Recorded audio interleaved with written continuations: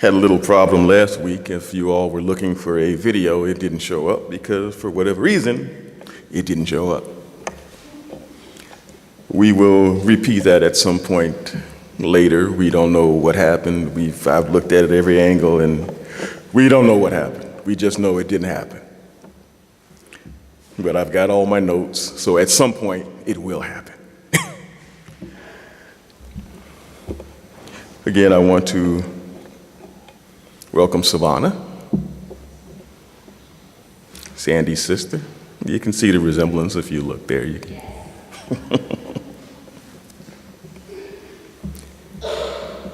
Charlie and Lana and the boys. We haven't seen you all in so long. Goodness. Welcome back. And for everyone else, if I forget, happy Mother's Day. You know, it's amazing with all the things that go on here, how people realize, we see the changes that are going on. We see what's happening, but it's almost as if we think it's not going to touch us, that everything is the same. And some of us actually do think that the world has always been as it is now. It hasn't changed, it hasn't gotten worse, it hasn't gotten better, it's just this way. We've looked at this thing from every possible point of view, at least the one from these eyes, our own. And we have to see that the world is being challenged and confusion reigns. Yet, this is the difficulty of grouping people into the rather weak intellectual position of all. We like to group everybody as widely as possible, but we have to realize no group of people can be neatly dropped into any one bag called all. Because there's a weird thing that happens when you do that. You drop everybody into a bag and shut it, and the air cuts off. You wind up smothering the innocent with the guilty. But this country is so divided now about everything that the intent of all points of view seems to be to group everyone into these easily defined categories from which to declare them all as allies or enemies. We see the work of Satan in this if we look closely enough. Togetherness and cooperation seem to be bad words in this world, as does the word truth where it applies. It would take forever to designate every little instance in which this division is true, but it is true. But for today, we're going to prove one to be a lie. The one that says that the Bible gives this negative view of women and mothers. This is not true. It's a misogynistic male theologian's point of view, and the progressives in society like to push this view because it brings them into other little groups that they want you in to keep you divided. You see, so long as we're divided, we can never come together. As long as we never come together, guess who is happy? Down in the pit, there he is. But we have to reach a point where we understand that this book was far ahead of us in terms of how women were treated, in terms of how foreigners were treated.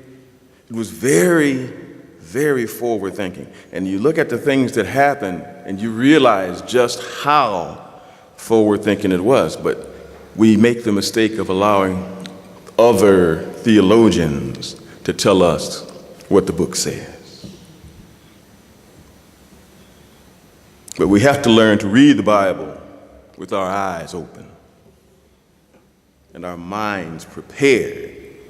Because when you read it with your eyes open, it easily proves this lie to be a lie.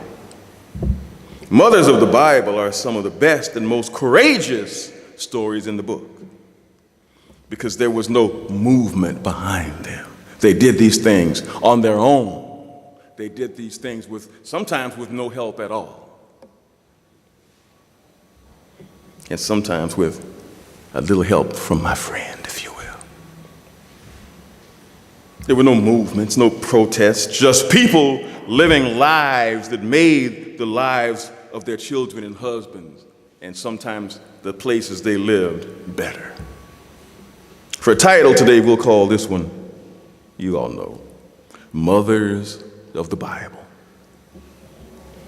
Mothers of the Bible. Start with a different one this year, but bring in a little detail here and there. This was the story of Jochebed, the mother of Moses. And going deeper into this, I'm going to really start to try to bring this out because it is provable and it's real.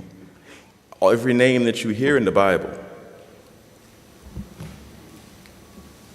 and it's magical. It's one of those amazing spiritual things that happens that a lot of people just gloss right over it and don't realize it. Every name named has a meaning very close to how they live their lives. The word name, Jochebed, H, 3115, means the glory of Yahweh. The glory of Yahweh. Let's get started. Let's drop anchor. Exodus, the second chapter, the first verse. Exodus, the second chapter, the first verse. Now a man from the house of Levi took as his wife a daughter of Levi. The woman conceived and gave birth to a son. Now when she saw that he was delightful, she hid him for 3 months. I'm sure in the course of reading the Bible, you've come across that story in the first chapter of Exodus that Pharaoh Ramses I, initially, it was a political situation, and they saw people coming in that they had basically enslaved. And he decided that the best way to do that was to kill off the male children and let the women live. The women theoretically were more easily controlled. So Ramses I initially decreed that all midwives dispatched to Hebrew mothers were to kill all their male children. But this approach didn't work. Why? Because of the moral nature of the midwives. Oh, weak women, huh? Women with no backbone, huh? That's not what I'm seeing here. And while little is known of the midwives other than their names, we can begin with Shiphrah and Puah as more women and mothers of the Bible. Notice how they stood before Pharaoh. Now let's hold your place here at Exodus 2 and we'll come back and finish there. But right now let's go to Exodus 1, Exodus the first chapter, the 15th verse. This was one of those things that just jump out at you and you gotta throw it out there because you don't hear about it much and you don't hear the details laid out this way because we don't have time for that. We're going to make time for it. Exodus, the first chapter, the 15th verse, where it says, "And the king of Egypt spoke to the Hebrew midwives, of which the name of them was Shiphrah, and the other Puah. And he said, when you do the office of a midwife to the Hebrew women and see them upon the birth stool, if it be a son, then you shall kill him. But if it be a daughter, then she shall live. But the midwives feared Elohim, and did not as the king of Egypt commanded them, but saved the men children alive. And the king of Egypt called for the midwives, come here, and said unto them, why have you done this thing, and have saved the men alive? And the midwives said unto Pharaoh, because the Hebrew women are not as the Egyptian women, for they are lively, and are delivered before the midwife comes unto them.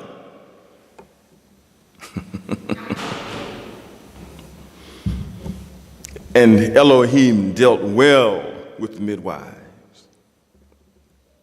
And the people multiplied and waxed very mighty. And it came to pass, because the midwives feared Elohim, that he made them houses.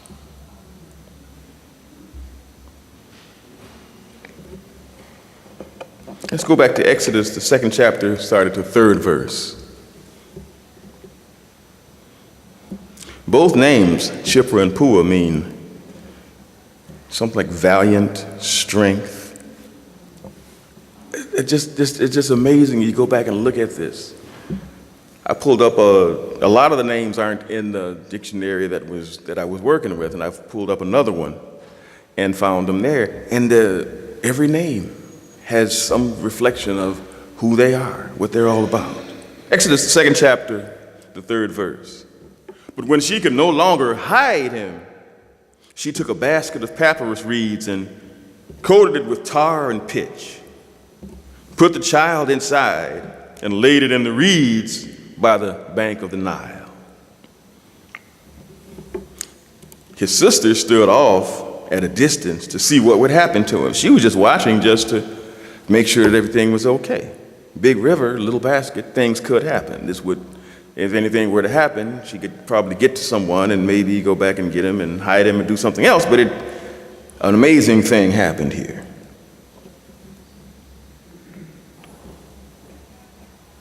Verse 5. Then the daughter of Pharaoh came down to bathe while her maidens walked along the riverside. When she saw the basket among the reeds and sent her handmaid to fetch it, when she opened it, she saw the child. Look, the boy was crying. So she had compassion on him and said, this is one of the Hebrew children. Then his sister said to Pharaoh, this was just amazing. Shall I go and call a nurse from the Hebrew women to nurse the child for you? Pharaoh's daughter told her, go. So the girl went and called the girl's mother. Then Pharaoh's daughter said to her, take this child and nurse him for me, and I will pay you your wages. So the woman took the child and nursed him, and the boy grew older, and she brought him to Pharaoh's daughter, and he became her son. So she named him Moses, saying, because I drew him out of the water. You see, when Yahweh has a plan, he will work that plan as long as we have the courage to do our part. Jochebed kept Moses hidden in their home for 3 months with the death threat hanging over their heads for having him there. After 3 months of constant fear and living on pins and needles, Jochebed decided at that point to send him away. She sent the child down the Nile in a basket, and who found him? Pharaoh's daughter, the daughter of the man who said, kill all the children who were males. Who then decided to keep him? Right in Pharaoh's own house. And chose to pay a Hebrew woman to care for him until he was old enough to come into her home. Jochebed was paid secretly to care for her own child. Won't Yahweh work a plan? Won't he work it? That's amazing stuff to me. It might be, that's just a story. That you hear it all the time. Oh, that's just stories. That stuff's not true. When he comes back, they'll be looking up and saying, the world isn't being destroyed. Sin isn't being vanquished. We're not going to be saved by, oh my goodness, everybody's dying. And all the people that are dying are the evil people. And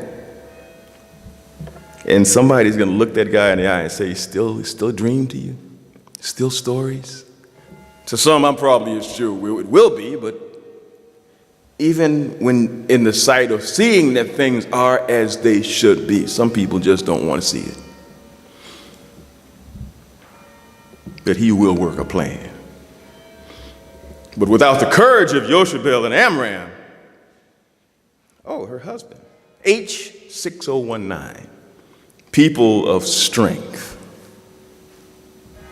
People of strength. Her husband, Amram, had these not been courageous people, that plan might have failed. You see, we must do our part. But this is the character that we're challenged to have as believers in Elohim. All of us are expected to do this. Women as well as men.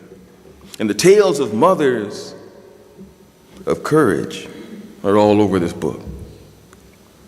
This next mother might not quickly come to mind because if you think about it, according to the rather tense situation she found herself in, this mother proved to be not only courageous, but sly.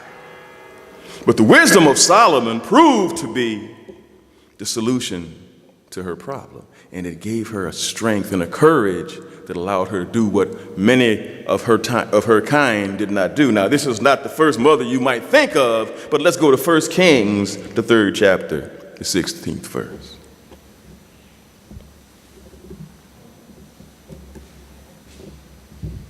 First Kings, the 3rd chapter, the 16th verse, where it says, in that season, 2 women that were harlots came unto the king and stood before him. What? Yeah. But let's dig a little deeper. This book was not written in English. It was translated, so there's some little niceties in the translation that have to be worked out. You see, these 2 women stood before Solomon to put their case before him, and each pled their case. Because it had been tried before in another tribunal before other judges. And those judges found the case a little bit too difficult to decipher. So they said, well, we'll send it to the king. That was the Judean equivalent of sending it to our Supreme Court. That case was just too difficult for their regular judges, so they sent it to the king, Solomon.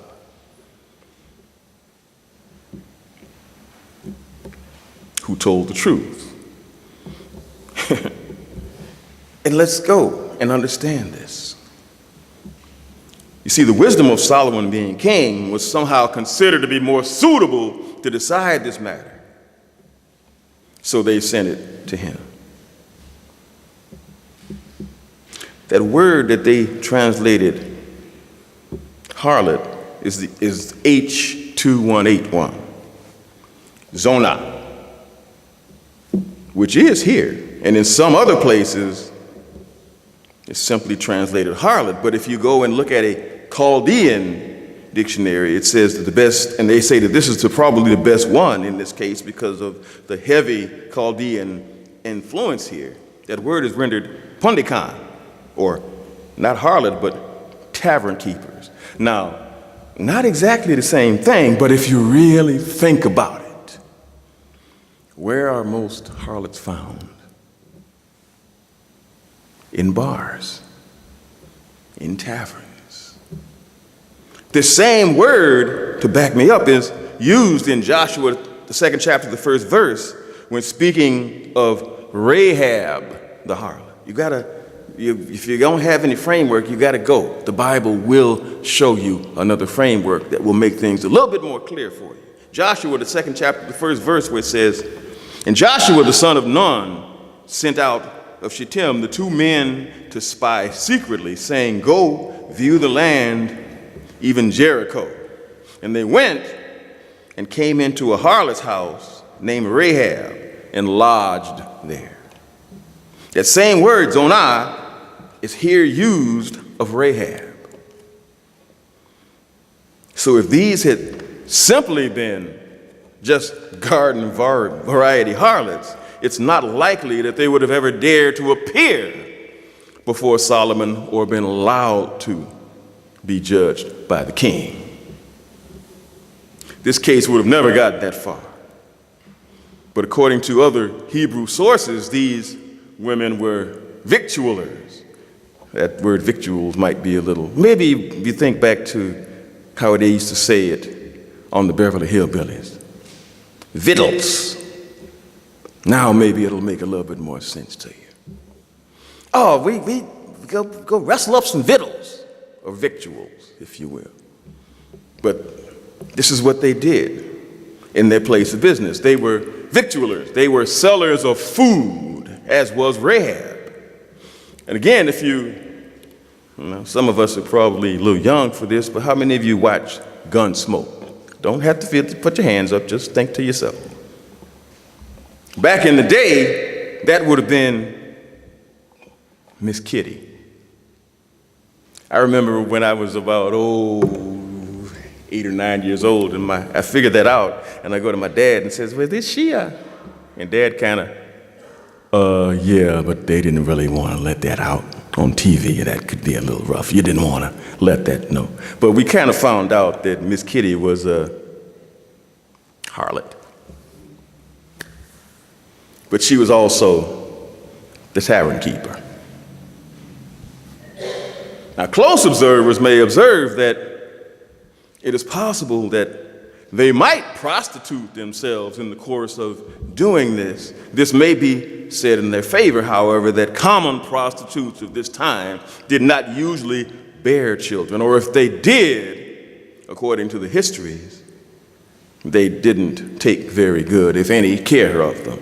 They had little, if any, affection for them and were much less than fond of them because they were a hindrance to their work, if you will. As this seems to be the issue here, but if we go through, we'll see it a little bit more clearly.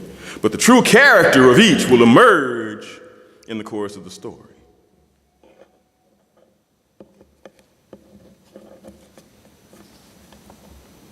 Let's go to verse 17 here. And the one woman said, "Oh, my Lord, I and this woman dwell in one house, and I was delivered of a child with her in the house.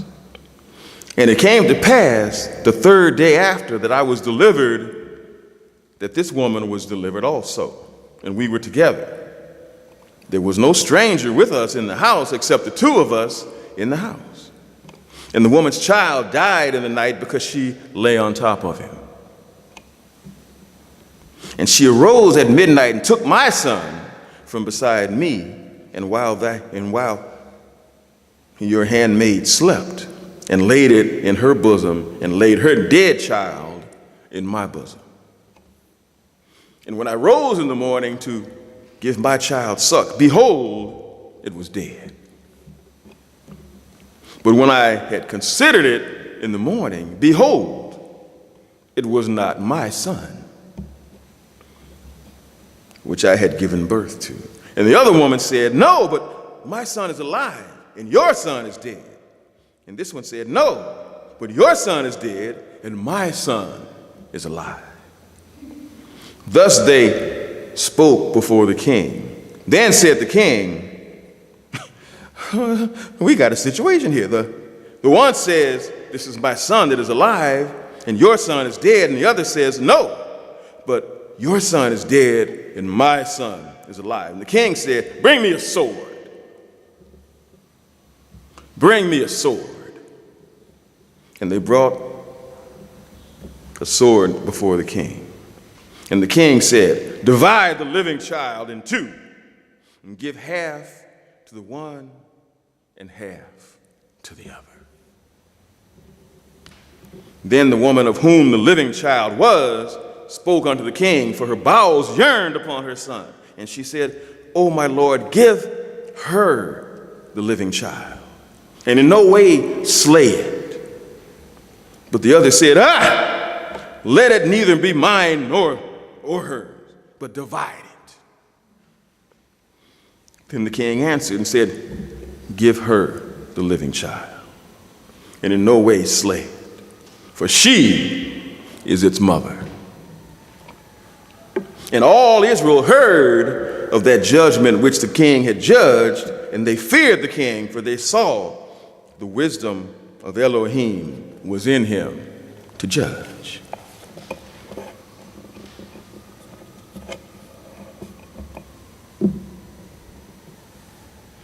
Amazing. You don't hear that one too much on Mother's Day, do you? Somehow seeing how things, and I'm thinking she probably took good care of that child after that, might have even gotten out of the profession, if you will, because of this. Then there's another.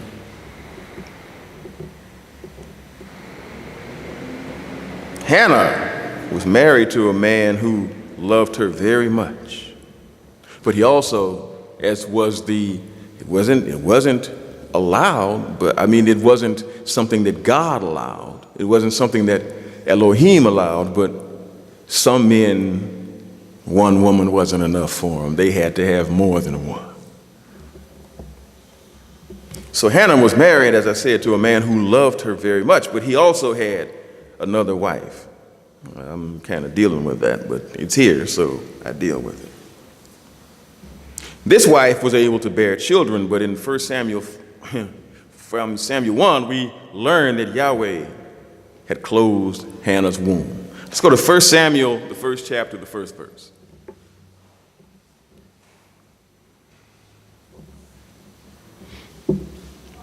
First Samuel, the first chapter, the first verse, where it says, Now there was a certain man of Ramathaim Zophim of the hill country of Ephraim, and his name was Elkanah, the son of Jeroham, the son of Elihu, the son of Tohu, the son of Zuph, an Ephraimite. He had two wives. The name of one was Hannah, and the other was Peninnah. Peninnah had children, but Hannah had no children. This man went up out of his city from year to year to worship and to sacrifice to Yahweh of armies in Shiloh. The two sons of Eli, Hophni and Phinehas, priests to Yahweh, wink, wink, were there. If you remember, Hophni and Phinehas, they weren't the best priests in the world. They kind of took bribes and did things their own way. So it kind of makes sense that a man with two wives would go to them to go to for his sacrifices. But we'll deal with that more expansively at another time. Verse 4, when the day came that Elkanah sacrificed, he gave to Peninnah his wife and to all her sons and her daughters portions. But to Hannah he gave a double portion, for he loved Hannah. But Yahweh had shut up her womb. The rival wife provoked Hannah continually. But Hannah would go to the house of Yahweh to pray. Her husband tried to console her, saying, Don't I mean more to you than 10 sons? You'll find that in 1 Samuel, the first chapter, the 8th verse. Hannah, however, prayed to Yahweh and wept bitterly. She made a vow, saying, Lord Almighty, if you will only look on your servant's misery and remember me, and not forget your servant, but give her a son, then I will give him, that son, to Yahweh for all the days of his life, and no razor will ever be used on his head. In fact, she was praying so hard at one point that her lips were moving, but no sound came out. So the priest, Eli, thought she was drunk. Yahweh blessed Hannah, and she gave birth to a son and named him Samuel, saying, because I asked Yahweh for him. That's what Samuel means. She did just as she had promised, and when the boy was old enough, she took him to the house of Yahweh and presented him to Eli, the priest that had prayed with her. And she says, my heart rejoices in Yahweh my horn is lifted high. My mouth boasts over my enemies, for I delight in your deliverance. And her beautiful prayer continues. And let's go to 1 Samuel, the 2nd chapter, the 1st verse. 1 Samuel, the 2nd chapter, the 1st verse. Hannah prayed and said, my heart exults in Yahweh. My horn is exalted in Yahweh. My mouth is enlarged over my enemies because I rejoice in your salvation. There is no one as holy as Yahweh. For there is no one besides you, nor is there any rock like our God, our Elohim. Don't keep talking so exceedingly proudly. Don't let arrogance come out of your mouth, for Yahweh is an Elohim of knowledge. By him, actions are weighed. The bows of mighty men are broken. Those who stumbled are armed with strength. Those who were full have hired themselves out for bread. Those who were hungry are satisfied. Yes, the barren have borne 7. She who has many children languishes. Yahweh kills and makes alive. He brings down to Sheol and brings up. Yahweh makes poor and makes rich. He brings low, he also lifts up. He raises up the poor out of the dust. He lifts up the needy from the dunghills, to make them sit with princes and inherit the throne of glory. For the pillars of the earth are Yahweh's. He has set the world on them. He will keep the feet of his holy ones. But the wicked shall be put to silence in darkness. Silence and darkness. Kind of sounds like death, huh? Because that's exactly what she's talking about here. For no man shall prevail by strength. Those who strive with Yahweh shall be broken to pieces. He will thunder against them in the sky. Yahweh will judge the ends of the earth. He will give strength to his king and exalt the horn of his anointed, as he did. And as we saw, her prayer was answered, and her son Samuel lived a life dedicated to Yahweh. He would go on to lead the people of Israel, anointing Israel's first and second kings, warning them about having them, but that's what they said do, and Yahweh said, hey, let them have it. They're not against you. 1 Samuel 8, I think that is, where they go through that. But Samuel anointed the first and second kings. These stories are amazing in their own way. In their own way, because you realize that at all points in biblical history, women have always been strong. Elizabeth was married to a priest named Zechariah. And Luke 1 tells us that both Elizabeth and Zechariah were righteous before Yahweh, observing all his commands. But Elizabeth was childless. And they were both old in age, similar to people in Job's day. People would have thought that some sin prevented Elizabeth from bearing a child. This is how they thought back then. Some people still think that way. Something happens to you, I wonder what he did. Wonder what's seeing, he's hiding. People think this way. This is how we are. Because we've been taught better, but we didn't learn better. Therefore, we couldn't do any better. But the time is coming. Anyway, they thought maybe there was something hidden in terms of Elizabeth and why she couldn't bear a child. This would have been very hard to face, understandably, being that her husband was a priest of Elohim. This story will allow you to figure out, if you go through it properly, within 1 week, the date of the birth of Yeshua. Now, I won't go through it today. I've said I'm going to do it at some point this year, but I will go through the whole thing. And if you really follow the scriptures, and it's all here, it'll get you within 1 week of the birth of Christ. And you'll find out that date is not in December. But we really don't have time to go through this today. But note what happened while Zechariah was on his scheduled time of service in the temple. That's kind of what sets your time up, is the courses that David set. When Zechariah was serving in the temple, an angel of Yahweh named Gabriel approached him. Let's go to Luke, the first chapter, the 11th verse. Luke, first chapter, the 11th verse.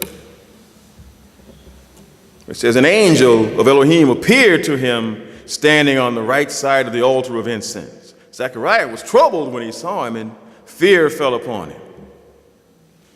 Why is it we have faith, but the minute we see something that's a little odd, we get a little shaky, get a little fearful, not so sure? And fear fell upon him. But the angel said to him, don't be afraid, Zacharias, because your request has been heard, and your wife Elizabeth will bear you a son, and you shall call his name John. You will have joy and gladness, and many will rejoice at his birth, for he will be great in the sight of Elohim, and he will drink no wine nor strong drink. He will be filled with the Holy Spirit even from his mother's womb. And that was an amazing moment in itself. Verse 16. He will turn many of the children of Israel to Yahweh, their Elohim. He will go before him in the spirit and power of Elijah. Here we go again. To turn the hearts of the fathers to the children, and the disobedient to the wisdom of the just. To prepare a people prepared for Elohim. Zacharias said to the angel, how can I be sure of this? For I am an old man and my wife is well advanced in years. Zechariah made an old mistake there. After he was told by an archangel of Yahweh, he doubted. We've all heard about doubt. Zechariah still questioned how this would be possible, and because he doubted, he was struck mute for the duration of Elizabeth's pregnancy. If you believe he's God, why doubt? Because the real problem isn't with God. The problem is with that doubt. And where does that doubt come from? It comes from us. That's where the problem was. And Zechariah is punished for expressing doubt as to whether this thing could happen. All things are possible in Elohim. Verse 19. And the angel answered and said unto him, I am Gabriel, who stands in the presence of Elohim, and am sent to speak unto you and to show you this gospel, or this good news. And hold you shall be dumb and not able to speak until the day that these things shall be performed, because you did not believe my words. Not my words, actually, but the words that were sent to me from Elohim. which shall be fulfilled in their season. And the people waited for Zechariah and marveled that he tarried so long in the temple, and when he came out, he could not speak to them. And they perceived that he had seen a vision in the temple, for he communicated with signs and remained speechless. Hey, wait a minute, why are we dealing with Zechariah? Yeah, we'll get there. You see, Elizabeth had no doubt. Elizabeth was overjoyed at this blessing of life, and she didn't question whether or not at her age would be a hindrance. She accepted it when Gabriel came to her. This is going to happen. She said, yeah, okay, fine, great. She was overjoyed at this blessing of life and said, Yahweh has done this for me. In these days he has shown his favor and taken away my disgrace among the people. See, all the time they weren't saying that there was anything wrong with Zechariah, because Zechariah was a priest, so he didn't do anything so wrong. So maybe it must have been her sin. I wonder if she did this. I wonder if she did that. So all the time that they were there with no children, they were wondering what she did. I bet she did. You know how we are. We can make up some amazing lies, not knowing anything. We were amazing, like we're good about that. Getting the truth, it's like who was it said that a lie will go around the world 3 times before the truth gets its shoes tied. It's just the way it is. Way it is. Anyway, when Mary, the mother of Yeshua, came to visit her cousin Elizabeth, an amazing thing happened. The baby leaped in Elizabeth's womb. And at that point, Elizabeth and the baby John were filled with the Holy Spirit. She took great joy in Mary's pregnancy and the blessing coming to her from Elohim. Notice there's no doubt with these women. Notice they accepted it.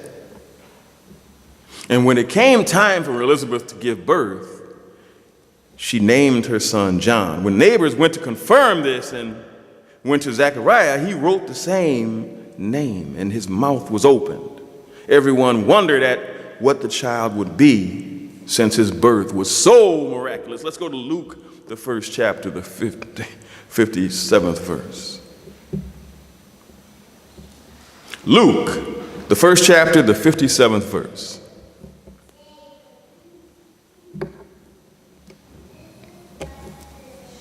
Now Elizabeth's full time came that she should be delivered, and she brought forth a son. And her neighbors and her relatives heard how Elohim had showed great mercy upon her, and they rejoiced with her. These same folks, they're rejoicing with her, but the whole time, for all those years when she had no children, Elizabeth did this, and what she did there. And we are so, I don't even have a word I can say up here about that. We are so phony. We are so phony. And her relatives heard how Elohim had showed her great mercy upon her, and they rejoiced with her. And it came to pass that on the 8th day they came to circumcise the child, and they called him Zacharias after the name of his father. And his mother answered and said, no, not so. He shall be called John. And they said unto her, there is none of your kindred that is called by this name.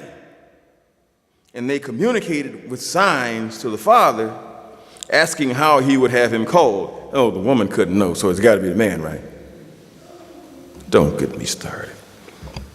And he asked for a writing table and wrote, saying, his name is John.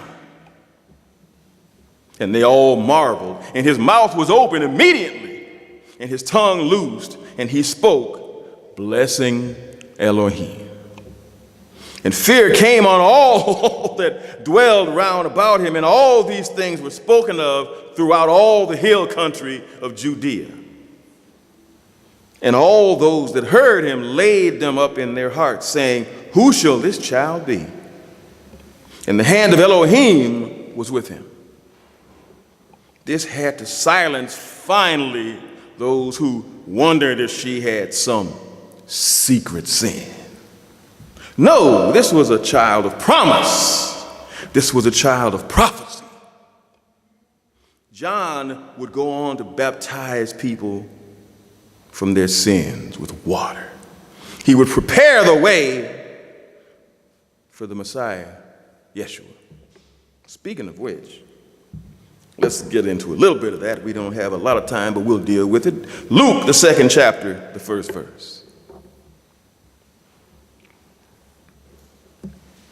Luke, the 2nd chapter, the 1st verse. And it came to pass in those days that there went out a decree from Caesar Augustus that all the world should be taxed. And this taxing was first made when Cyrenius was governor of Syria. Amazing how Syria, almost 3,000 years later, is still in the news. Yeah, we better be careful where we drop the mother of all bombs, because soon we might have to deal with the God of all gods. Verse 3, and all went to be taxed, each one in his own city. This is how Caesar Augustus was able to shake down the already enslaved Judeans. He taxed them at the time of year when they came up to Jerusalem for the spring feasts during the Passover, and then days of unleavened bread. And then he hit them again when they came back in the fall for the Feast of Tabernacles. What a nice guy. Verse 4, and Joseph also went up from Galilee and out of the city of Nazareth into Judea unto the city of David, which is called Bethlehem, because he was of the house and family of David. He went there to be taxed with Mary, his espoused wife, being great with child. And so it was that while they were there, the days were accomplished that she should be delivered. And she brought forth her firstborn son and wrapped him in swaddling clothes and laid him in a manger, because there was no room for them in the inn. Notice here that there was no room at the inn, but it was not because of the things that the world said, that they were broke and didn't have any money. No, it was because the rooms were filled with people having traveled to Jerusalem for the Feast of Tabernacles. Oh, wait a minute. This is the New Testament. What are they talking about in the Feast of Tabernacles? Shut up, Ray. Move on. Verse 8. And there were in the same country shepherds abiding in the field, keeping watch over their flock by nights. Obviously, it wasn't very cold that time of year, or they would have been out there freezing them off at night. Verse 9, and behold, the angel of Yahweh came upon them, and the clarity of Yahweh shone round about them, and they feared greatly. But the angel said unto them, fear not, for behold, I bring you the good news of great joy, which shall be to all the people. Interesting. All the people. He didn't say just the Jews, did he? He said all the people. They don't deal in time stamp. They deal in eventuality. The plan from the beginning to the end. And when they talk of it, they talk about how it's going to be at the end. In the end, he will be the Savior of all people. For unto you this day is born in the city of David a Savior, who is Messiah, Yeshua. And this shall be a sign unto you. You shall find the babe wrapped in swaddling clothes, lying in a manger. And suddenly there was with the angel a multitude of the heavenly host, praising the Eternal and saying, glory to the Eternal in the highest, and on earth peace, goodwill to all men. And it came to pass, as the angels were gone away from them into heaven, the shepherds said one to another, let us now go unto Bethlehem and see this thing which has come to pass, which Yahweh has made known to us. And they came with haste and found Mary and Joseph and the babe lying in a manger. And when they had seen it, they made known abroad that which had been told them concerning this child. And all those that heard it marveled at those things which were told them by the shepherds. But Mary kept all these things, pondering them in her heart. And the shepherds returned, glorifying and praising Elohim for all the things that they had heard and seen as it was told unto them. In other words, everything they were told, they went there and saw it for themselves. And when 8 days were accomplished for the circumcising of the child, his name was called Yeshua, which he was called by the angel before he was conceived in the womb. And when the days of her purification, according to the law of Moses, what? Shut up, Ray. And the days of her purification, according to the law of Moses, were accomplished, they brought him to Jerusalem to present him to Yahweh. There is so much biblical proof that Joseph and his family kept the Mosaic law, but not according, and this is where the difference is because some of the things that they did, the Pharisees didn't agree with because they had all of this added stuff that they threw in from Talmud, from Tanakh, from other books, including things they wrote themselves. So it wasn't exactly the same. And to be honest with you, the faith of Mary and Joseph was not according to the Pharisaical tradition, but it was according to Hebrew knowledge. A slight but very important distinction. Yet it is ignored in the modern world. And yes, as Yeshua grew, more proof and more information began to come forth, and we so seldom read these verses during this time of year because we do it during the holy days, and a lot of people, if you hung around this tradition long enough, they tended to not do this during the year. I'm thinking if you keep doing it all year, eventually it'll start to sink in. But most of the proofs of our belief are here. Luke, the 2nd chapter, let's go to the 39th verse. Luke, the 2nd chapter, the 39th verse. When they had accomplished all these things that were according to the law of Elohim, they returned into Galilee, into their own city. Note that it says that they followed the law of Elohim, a difference that we might note well. It didn't say it followed the law of the Pharisees, but the law of God. Also, that they came not from Galilee to Jerusalem, but from Bethlehem, where Mary gave birth. And her term of purification was now just expired. Nor did they go now directly to Galilee, or if they did, they soon came back again to Bethlehem, since here the wise men found them 2 years later. This was not some swaddling child that they saw. It was a 2-year-old. And they were given the notification by divine warning. But before this happened, Joseph took his family and they went into Egypt, where they remained until Herod's death. And after his death, they came again into the land of Israel and into the parts of Galilee and dwelt at Nazareth. This is why it is called their own city. Verse 40. The child was growing and was becoming strong in spirit, being filled with wisdom, and the grace of Elohim was upon him. His parents went every year to Jerusalem at the feast of Passover. Yeah. 42. When he was 12 years old, they went up to Jerusalem according to the custom of the feast, and when they had fulfilled the days as they were returning, the boy Yeshua stayed behind in Jerusalem. Now, by now, he's old enough to do this on his own. Well, he's 12 years old. That's the age of knowledge.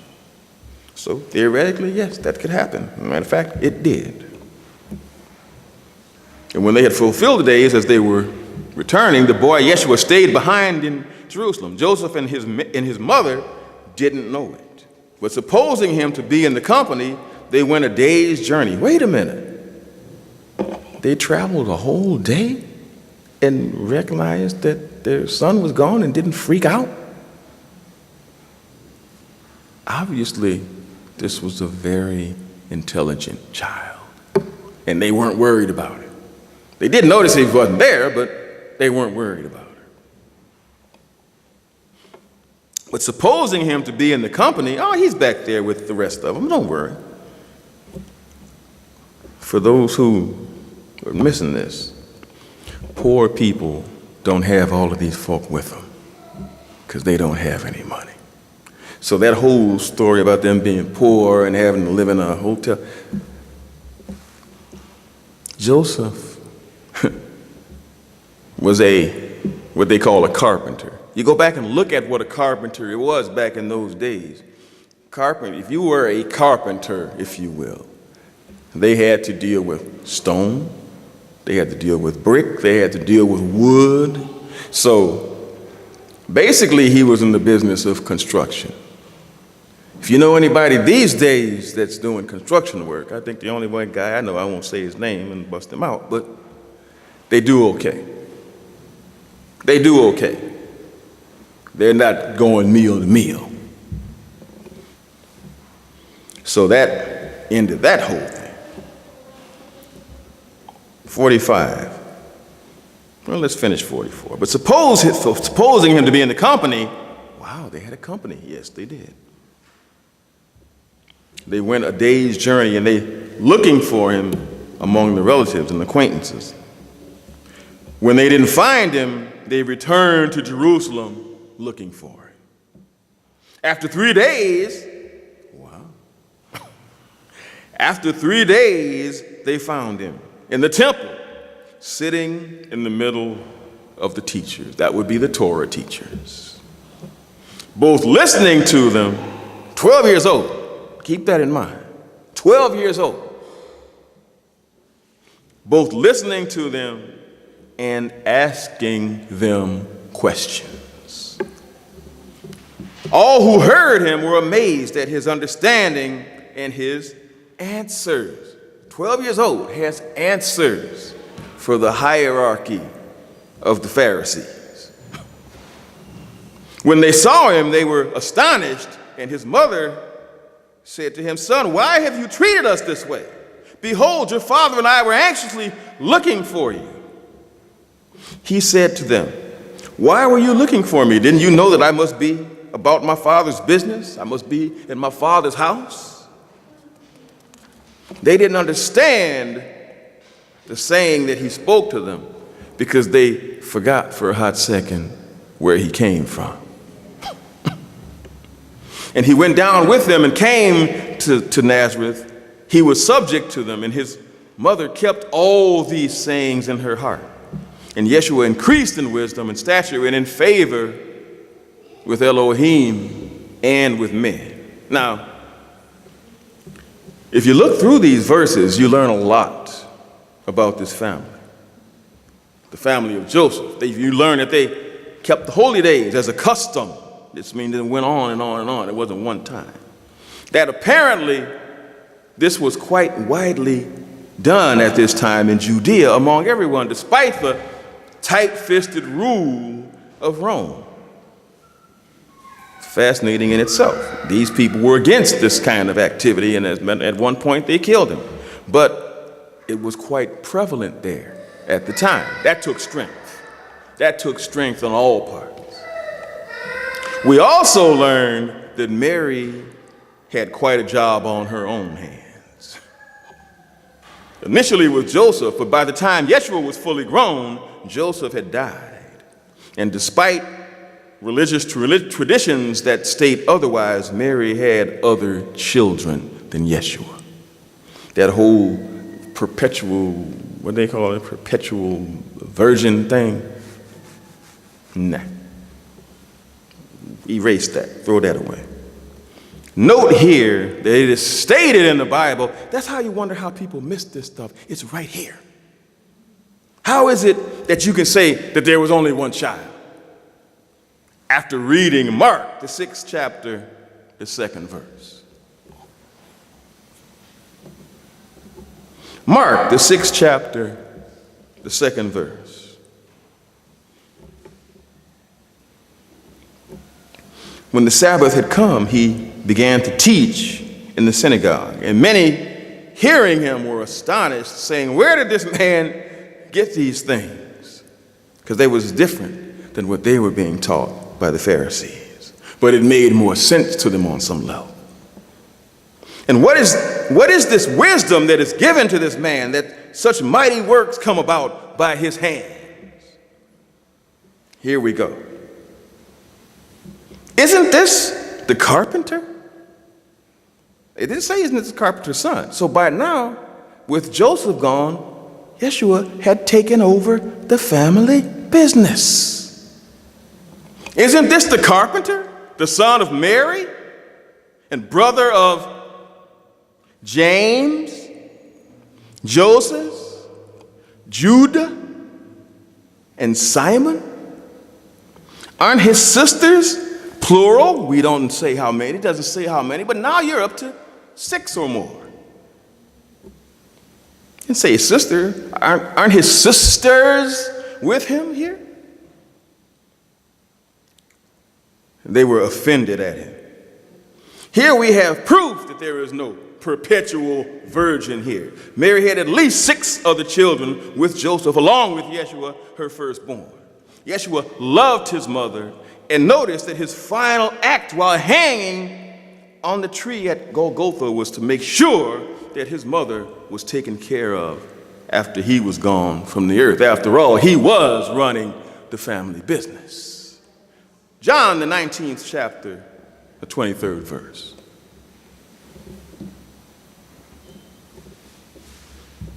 John, the 19th chapter, 23rd verse. Then the soldiers, when they had crucified Yeshua, took his garments and made 4 parts, to each soldier a part. Why are they cutting up the man's clothes if he was poor? And they were just some old, what's that stuff that they get at Walmart? What's that, the brand? I forget, never mind. And yeah, I do have a pair of them too, I admit that. But it is what it is. But if they're tearing the clothes up and cutting it up and still saying even a piece of it is worth something, these were some pretty nice clothes. More information. Yeshua they took his garments and made 4 parts, to each soldier a part, and also his coat. Now the coat was without seam. Whoa, that's good stuff. Woven from the top throughout. They said, therefore, among themselves, let us not tear it, let us not rend it, but cast lots for it. Oh, we don't want to mess it up. We'll gamble for it. So whoever gets it gets the full value of it. And determine whose it shall be. That the scripture might be fulfilled, which said, they parted my garments among them, and for my raiment they did cast lots.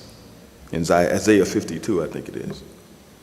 These things, therefore, the soldiers did. 25. Now there stood by the cross, or staros, G4716, for those who are studying. There was no cross beam. It was a staros, an upright pale, an upright stake. But standing right there at the foot of that stake of Yeshua, his mother and his mother's sister, Mary, the wife of Cleophas, and Mary Magdalene. When Yeshua therefore saw his mother and the disciples standing by whom he loved, that would be John, And they've made some pretty nasty stories about that too, but we won't go there. He said unto his mother, Woman, behold your son. Then he said to the disciple, Behold your mother. And from that hour, that disciple took her onto his own home.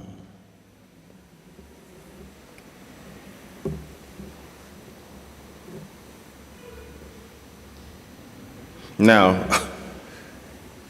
it was pretty common back then. My father had, 26 brothers and sisters? You couldn't pay me to try that. Not in this age. But back then, that was rather common. But in any age, 7 or more children is not an easy job. Especially when one of them is the son of the Almighty. It had to be tough. It's tough now, whether it be with 1 or 2 parents, and you get both. The state of the world makes it truly challenging. My respect goes out to all mothers who successfully can raise children in these morally abased times. Negativity comes at you from every direction. Television never goes off unless you enforce it. And if your children watch it, and these days the stuff is so crazy, even when the adults watch too much of it, they're corrupted. They're corrupted and sure to pick up this world's bad habits from this media and from the sickness now prevalent in this world. Yet, there is a fundamental bias even in health. Mental health especially. You see, no one blames the sick demands of this world for any of it. Oh, he just can't handle it. Oh, he's got a problem. None of them try to interpret this thing. Nobody is trying to interpret the inattention or the non-compliance as a mental disorder. Not calling these things abnormal by any means, yet they're not treating it because they say that the symptoms are normal. This is just how we are. This is how people are. Yet the psychological and psychiatric communities don't, as we have seen, have any tools. We saw that over the last couple of weeks. They don't have any tools, and they say that they have no cures for sociopathy or psychopathy.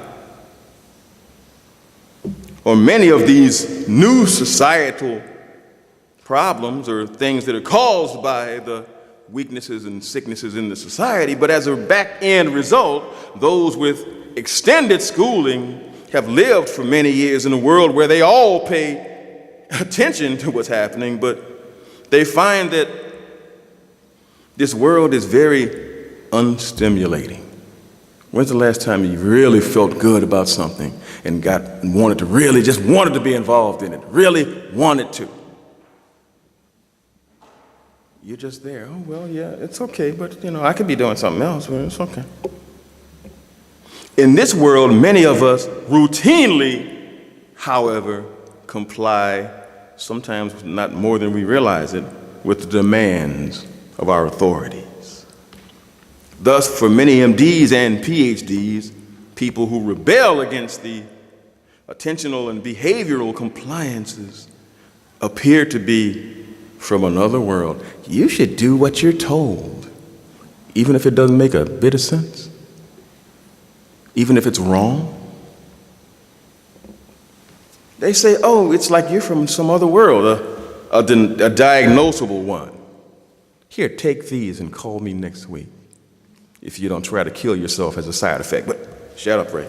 Yet, the real problems are rarely diagnosed or treated, and a lot of it, as I said, oh, there's nothing wrong, he's okay. The reality is that with enough problems, you run into these feelings, if you've felt these. I've felt most of them.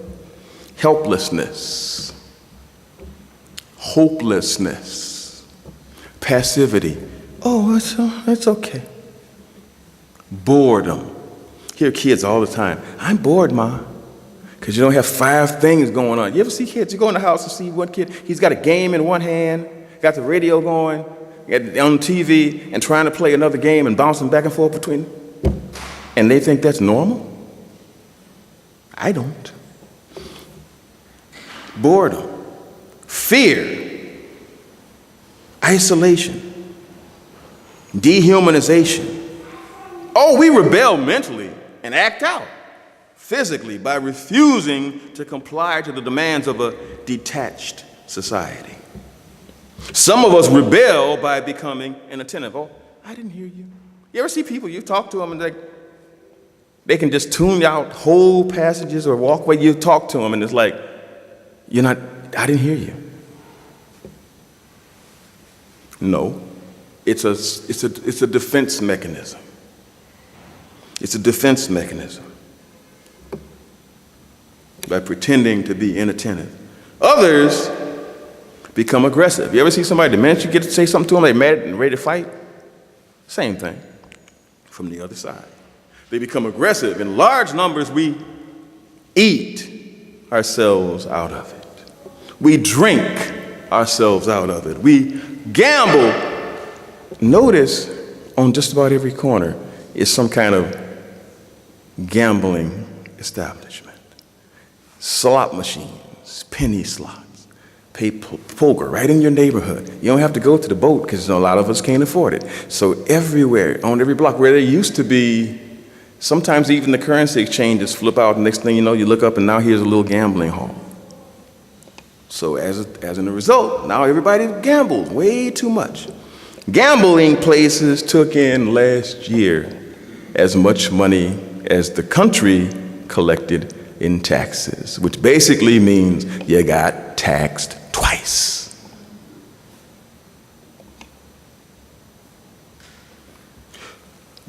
And most of these little things now are legal.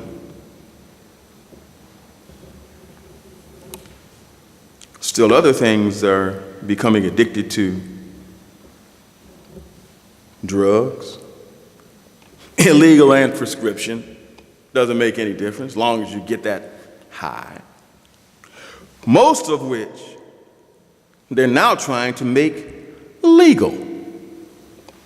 Millions work slavishly, hours and hours and hours at dissatisfying, unsatisfying jobs.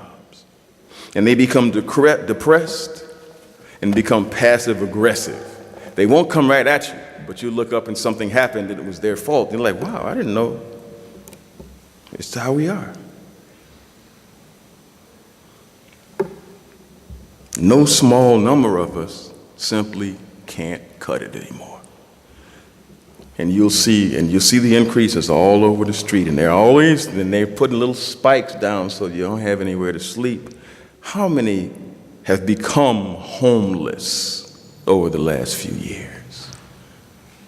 Oh, you'll hear it from some sections of the divided society. If they don't want to work, is that the whole problem? Is that the whole problem anymore? I don't think so. A lot of us just suddenly go homeless.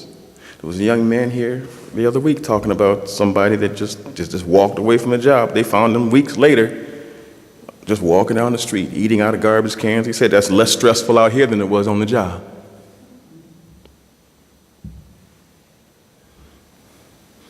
Yet, who saw this from the beginning and warned us of the end time mentality of people? 2 Timothy, the 3rd chapter, the 1st verse.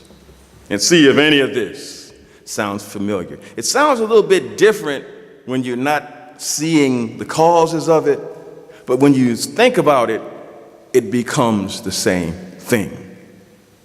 Know this, 2 Timothy, the 3rd chapter, the 1st verse. 2 Timothy, the 3rd chapter, the 1st verse, where it says, know this also, that in the last days, a sign for sure, grievous times will be at hand.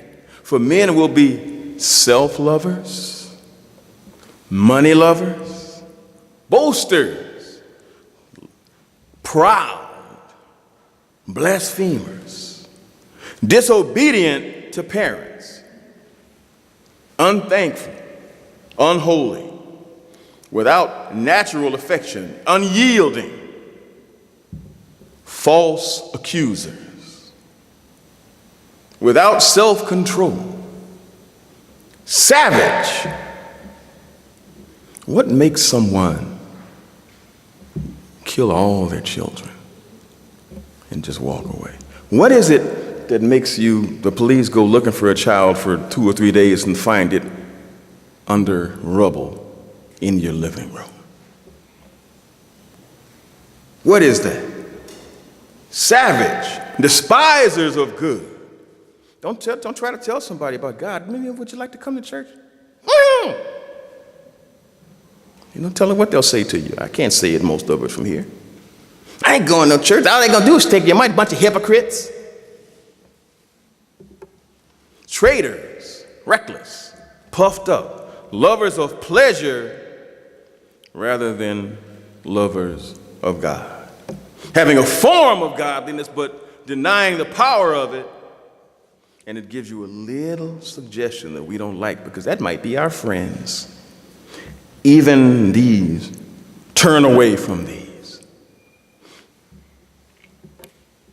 But you see, feeling misunderstood and uncared about, many have ultimately rebelled against the societal demand. The laws of Elohim they've just thrown away. And they've also thrown away the laws of society. However, the mental rebellions are often passive and disorganized. They don't know what to do, so they just do anything, lash out. And they become routinely futile and self-destructive in the end. So they go to the psychiatrist, and you sit down with the psychiatrist for so long, and who do they blame it all on? Going all the way back to Freud. Well, it was your mother. Whole society is going nuts, but it's your mother. Seeing these unprecedented times, it's time for us to support our mothers, if we're blessed enough to have them. It's time for all of us to return to true faith. A true faith in a true God, our Elohim. You see, that is God the Father and God the Son. You don't have to count to 3, because there's only 2. God the Father and God the Son, Yeshua Messiah. We thank God for mothers who have instilled a love of God in us and worked to keep us on track in a world that has fallen off the rails. May we all, and we'll let 1 Thessalonians tell us. 1 Thessalonians, the 5th chapter, the 17th verse. 1 Thessalonians, the 5th chapter, the 17th verse, where it says, pray without ceasing. In everything, give thanks, for this is the will of God in Yeshua Messiah concerning you. Do not quench the spirit. Do not despise prophesying when you hear it and it makes sense. Prove all things. Hold fast to that which is good. Abstain from every appearance of evil. And may the God of peace himself sanctify you, that you and may your whole spirit and soul and body be preserved blamelessly at the coming of our Master Yeshua Messiah. Faithful is he who called you, who also will do it if you follow through, as we saw with these mothers. If we follow through, he will do his part, pulling it together and bringing us all into his kingdom. Mothers, and all of us, let us remain in prayer that we make it together into the kingdom, knowing that if we remain obedient to Elohim and remain faithful to his way, we will make it into the kingdom, overcoming all of this garbage that Satan has set before us to trip us up. And we'll step over it and dance over it as if it's not there, dancing right into the kingdom of God. Let us all remain true, not to a church, not to a man, but to the Godhead, Elohim, God the Father, Yeshua the Son. God bless you all, you mothers, and all the rest. Remain in Elohim.